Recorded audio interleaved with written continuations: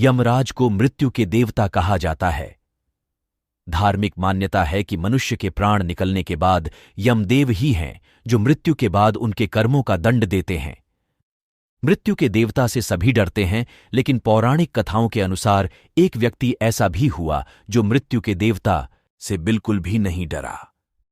वह जब यमराज के दरबार में पहुंचा तो अपने जीवन काल में हुए घटना के लिए यमराज को ही दोषी बना दिया। आइए जानते हैं कौन था वह जिससे यमराज को शाप दिया था और फिर यमराज को धरती पर मनुष्य के रूप में जन्म लेना पड़ा। यमराज को किसने और कब शाप मिला, इस विषय में महाभारत में ही जिक्र किया गया है। महाभारत की एक कथानुसार मांडव्य नाम के एक ऋषि थे। एक बार वह तपस्या में लीन थे। उसी समय चोरों का एक गिरोह आकर ऋषि के आश्रम में आकर छिप जाता है।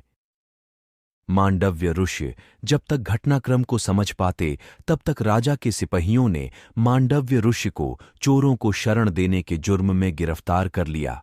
राजा ने भूलवश मांडव्य ऋषि को चोरी के आरोप में सजा के तौर पर सूली पर चढ़ाने का आदेश दिया।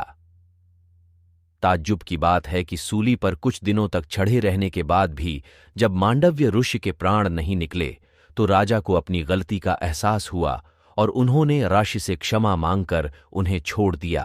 तब ऋषि यमराज के पास पहुंचे और उनसे पूछा कि मैंने अपने जीवन में ऐसा कौन सा अपराध किया था कि मुझे इस प्रकार झूठे आरोप की सजा मिली।